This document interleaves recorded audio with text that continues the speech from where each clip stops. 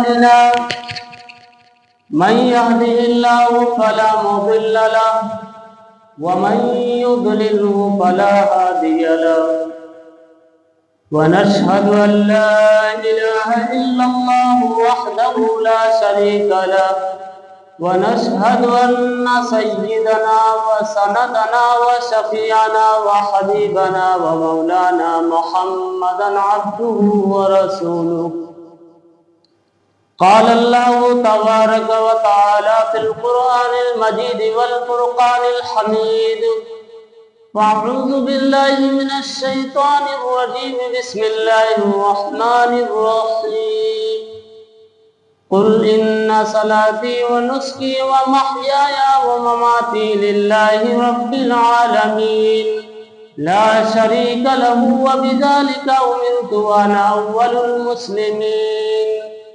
قال رسول الله صلى الله تعالى عليه وسلم من تمسك بسنتي عند فساد أمتي فله أجر 100 شهيد او كما قال علیہ الصلاة والسلام۔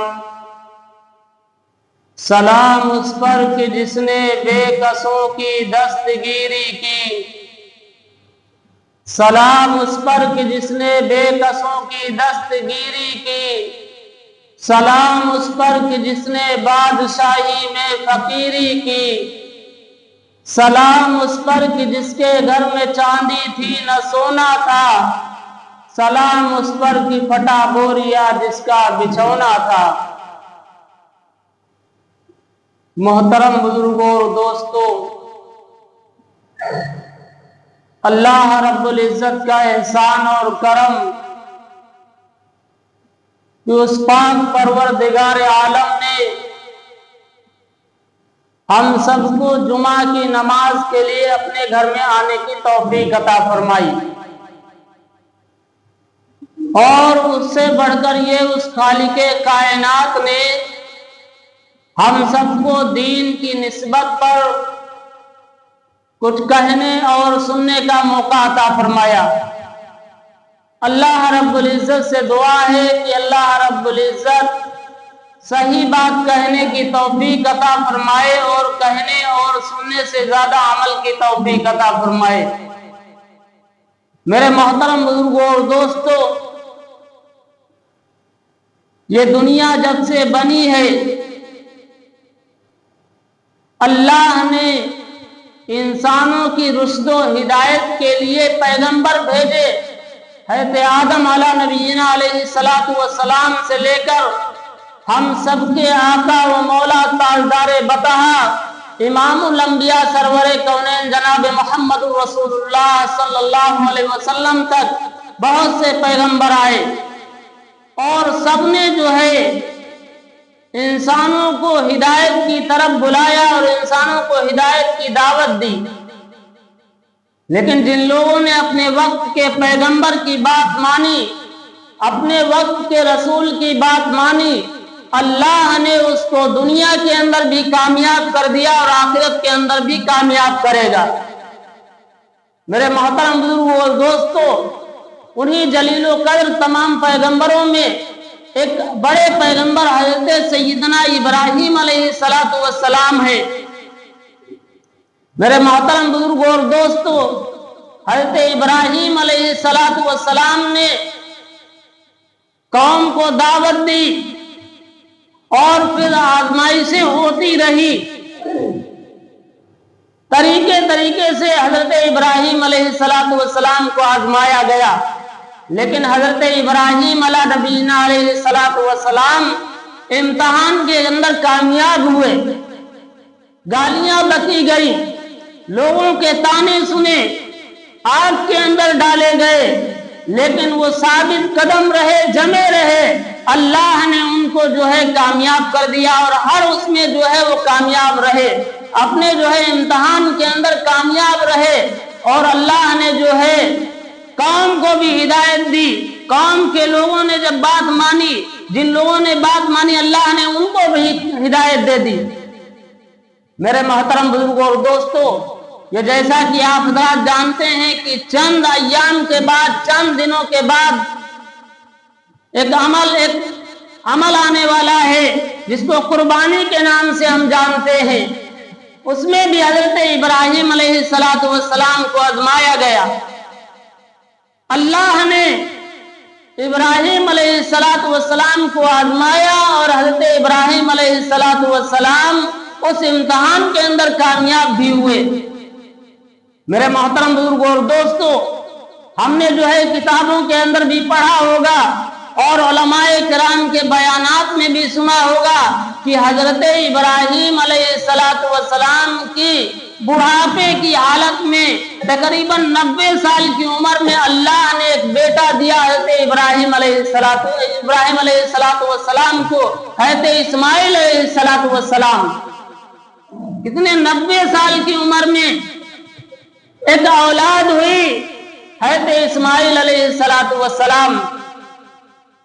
وقت چلتا رہا، گزرتا رہا، دن گزرے، ہفتہ آیا، سال آیا، یہاں تک کہ حضرت اسماعیل علیہ السلام کچھ بڑے ہوئے، 8 سال کی عمر ہوئی۔ جب 8 سال کی عمر ہو گئی، اب اللہ نے آزمایا حضرت ابراہیم علیہ السلام کو۔ 9 ذی الحجہ کی رات ہے، حضرت ابراہیم علیہ السلام اپنی خوابگاہ میں تشریف فرما ہے، سو رہے ہیں۔ ایک خواب آتا ہے کہ اللہ کے راستے میں قربانی دو۔ حضرت ابراہیم علیہ السلام صبح اٹھے، 100 اونٹ ذبح کر دیے اللہ کے راستے میں۔ کتنے؟ 100 اونٹ ذبح کر دیے۔ پھر دوسری رات میں حضرت ابراہیم علیہ السلام خواب دیکھا کہ اللہ کے راستے میں قربانی دو۔ حضرت ابراہیم علیہ السلام پھر صبح اٹھے، 100 اونٹ قربان کر دیے اللہ کے راستے میں۔ تیسری رات میں پھر حضرت ابراہیم علیہ السلام سوئے۔ پھر اللہ نے خواب دیا کہ میں تو وہ اس چیز کی قربانی چاہتا ہوں جو تمہارے نزدیک سب سے زیادہ محبوب ترین ہو۔ حضرت ابراہیم علیہ السلام سمجھ گئے کہ اللہ جو ہے ہمارے بیٹے حضرت اسماعیل کی قربانی چاہتے ہیں۔ حضرت ابراہیم علیہ السلام صبح اٹھے، حضرت حاجرہ کے پاس پہنچے، کہا اسماعیل کو غسل کرا دو، نہلا دھلا دو۔ حضرت حاجرہ نے غسل کرایا، نہلا دھلا دیا۔ کہا بات کیا ہے؟ بڑی تیاری نظر آ رہی ہے۔ کہا ایک بہت بڑے دوست سے ملاقات کے لیے لے جانا ہے۔ اب ظاہر سی بات، اللہ سے بڑا کون دوست ہو سکتا ہے؟ کہا بہت بڑے دوست سے آج ملاقات کرانی ہے حضرت اسماعیل کی۔ حضرت حاجرہ نے غسل دلایا، کپڑے بہترین پہنا دیے اور حضرت حاجرہ سے چھپ کر حضرت ابراہیم علیہ السلام نے ایک چھری لی اور بغل میں دبا لی۔ حضرت اسماعیل کی انگلی پکڑی اور حضرت اسماعیل علیہ السلام کو لے کر حضرت ابراہیم علیہ السلام مینا کی طرف روانہ ہو گئے۔ مینا کی طرف جیسا کہ یہ وقت چل رہا، حجاج کرام جا رہے، حاجی حضرات جا رہے ہیں حج کرنے کے لیے اور مینا میں جا کر قربانیاں دیتے ہیں۔ اسی مینا کی یہ بات چل رہی کہ حضرت ابراہیم علیہ السلام مینا کی طرف اپنے بیٹے لختے جگر اکلوتے بیٹے کو حضرت اسماعیل علیہ السلام کی انگلی پکڑا کر مینا کی طرف لے کر جا رہے۔ اب ظاہر سی بات، اللہ نے فرمایا کہ ان الشیطان لکم عدو مبین، کہ شیطان تمہارا کھلا ہوا دشمن ہے۔ ادھر شیطان جو ہے حضرت ابراہیم علیہ اسماعیل علیہ السلام کے پاس پہنچتا ہے बल्कि हजरत इस्माइल अलैहिस्सलाम से लेकर उससे पहले हजरत हाजरा के पास पहुंच जाता है घर पे, क्योंकि औरत जो है नरम मिजाज होती है। फौरन जो है दौड़ा हजरत हाजरा के पास पहुंचा, कहा तुम्हारा बेटा इस्माइल कहाँ? कहा वो तो उसके अब्बा जो है अपने एक बहुत बड़े दोस्त से मुलाकात के लिए लेकर गए हैं। कहा तुमको पता है कि तुम्हारे शौहर हजरत इब्राहिम अलैहिस्सलाम आज तुम्हारे बेटे को ज़ुबा कर देंगे। हजरत हाजरा ने फरमाया कि कहीं ऐसा होता है कि कोई बाप अपने बेटे की गर्दन के ऊपर छुरी चला दे? तो शैतान ने कहा होता तो नहीं, लेकिन हजरत इब्राहिम के सामने एक बहुत बड़ी मजबूरी है कि उनको छुरी चलाना ही पड़ेगी। कहा वो कौन सी मजबूरी? कहा अल्लाह का हुक्म है कि अपने बेटे हजरत इस्माइल को मेरे रास्ते में कुर्बान कर दो। और हजरत इब्राहिम अलैहिस्सलाम वक्त के पैगंबर हैं, वो अल्लाह के हुक्म को टाल नहीं सकते। कहा अच्छा ये बात है? कहा फिर तो ऐसे 100 इस्माइल मैं कुर्बान करने के लिए तैयार हूं। हजरत हाजरा ने कंकड़ उठाए और मारे। जो हज्जाज किराम जाते हैं वहां शैतान को कंकड़ मारे जाते हैं। कंकड़ मारे और वो लाइन वहां से फरार हो गया, वहां कामयाब नहीं हुआ। और हजरत हाजरा रोने लगी ज़ारो कतार बैठकर। कहा अगर ये बात थी कि अल्लाह का हुक्म था कि मेरे बेटे इस्माइल को अल्लाह के रास्ते में कुर्बान करना है, तो हजरत इब्राहिम ने मुझे क्यों नहीं बताया? वो छुरी पर चलाते और मैं उनके पैर पकड़ के बैठ जाती। बहरहाल शैतान वहां से भागा और दौड़ता हुआ हजरत इस्माइल के पास पहुंचा। उनको गुमराह करने की कोशिश की, बहलाने और फुसलाने की कोशिश की। हजरत इस्माइल से कान में कहता है कि कहां जा रहे हो? कहा मेरे अब्बा जान हजरत इब्राहिम अलैहिस्सलाम बहुत बड़े दोस्त से मुलाकात के लिए लेकर जा रहे हैं। कहा बात ये नहीं, बल्कि तुम्हारे अब्बा जान तुमको जो है ज़ुबा करने के लिए ले जा रहे हैं। कहा हजरत इस्माइल ने वही बात कही। कहा कहीं ऐसा होता है कि बाप अपने बेटे को ज़ुबा कर दे?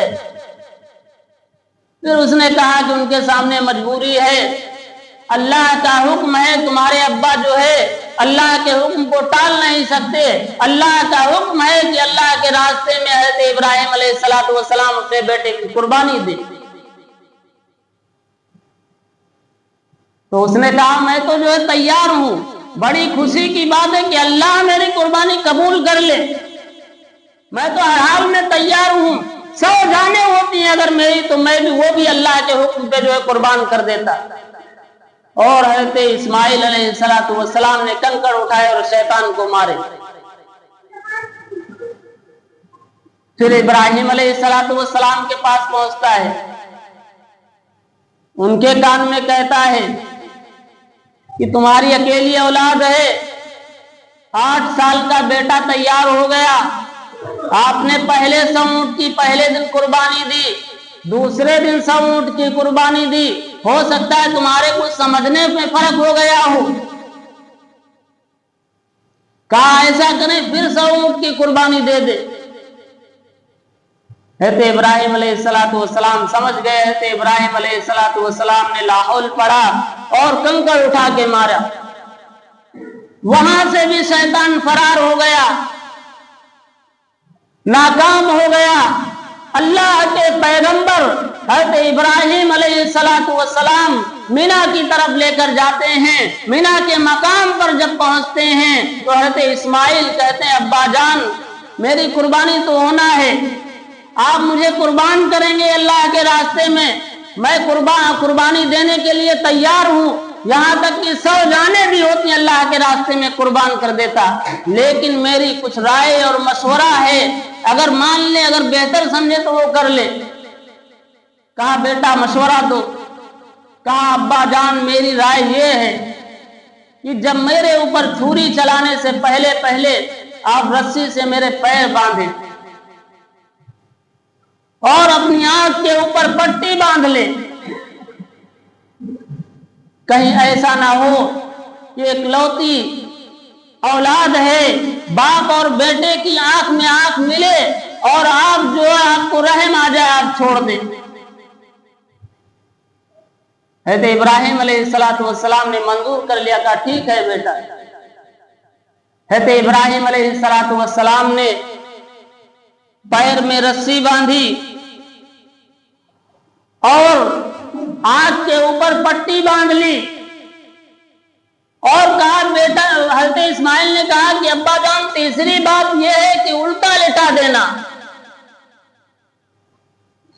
حضرت ابراہیم علیہ السلام نے بیٹے کی باتیں مانی اور چھری لے کر تیار ہوئے، چھری گردن کے اوپر رکھ دی، آسمانوں کے اوپر رونا اور چلانا شروع ہو گیا، کو پکار جو ہے مچ گئی، فرشتے رو رہے ہیں کہ دنیا میں جو ہے پہلا ایسا منظر دیکھنے کو نظر آ رہا ہے، اوپر بھی پیغمبر ہے، چھری چلانے والے بھی پیغمبر اور جس کے اوپر چھری چلنے والی وہ بھی پیغمبر،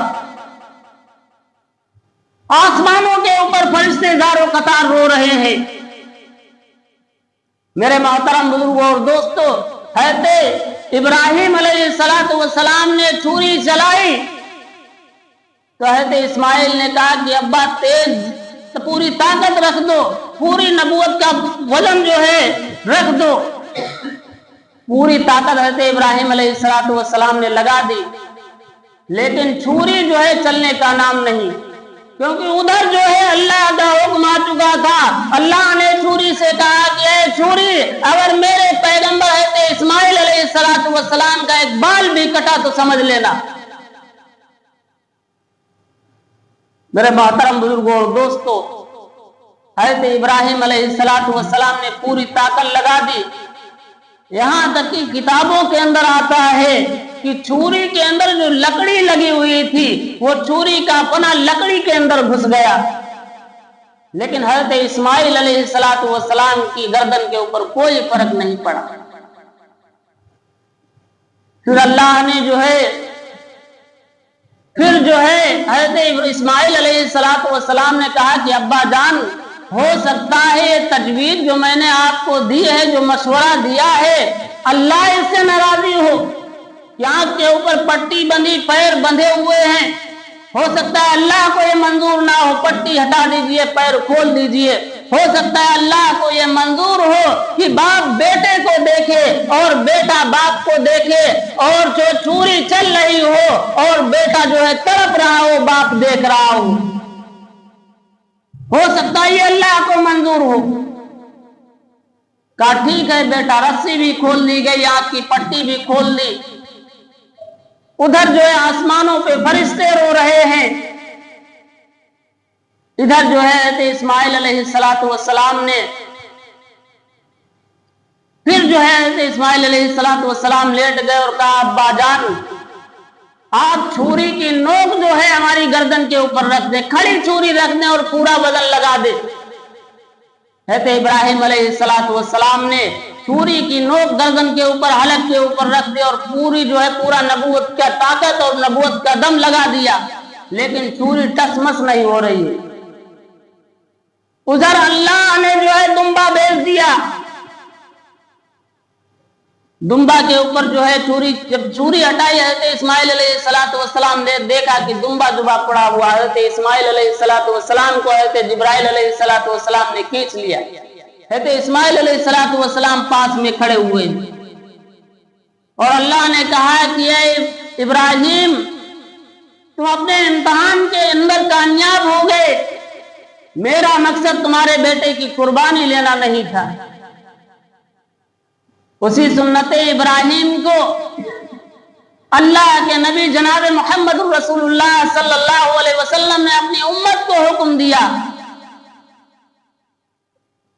کہ تم بھی قربانی کرو، اور خود امام الانبیاء جناب محمد رسول اللہ صلی اللہ علیہ وسلم جتنی جو ہے عمر آپ کی ہوتی تھی اتنی ہی قربانی ہر سال کرتے تھے، اور پھر اس کے بعد چند جو ہے اونٹ لے کر آتے تھے اور پھر ان کو جو ہے امت کے لیے قربانی دیتے تھے کہ یہ میری امت کی طرف سے ہے۔